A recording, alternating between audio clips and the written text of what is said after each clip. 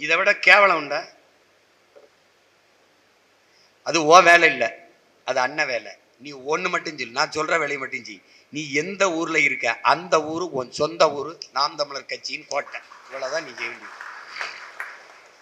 சேர்க்கிறவருக்கு உறுப்பினர் அட்டை, கட்சியின் கோட்பாடுகளை சொல்லிட வேண்டியது. இப்போ அண்ணன் பேசி கிசி எல்லாம் தந்துருவேன், நீ அதை வச்சு போட்டு காட்டினாலே போதும். அதுக்கப்புறம் ஆதார் அட்டை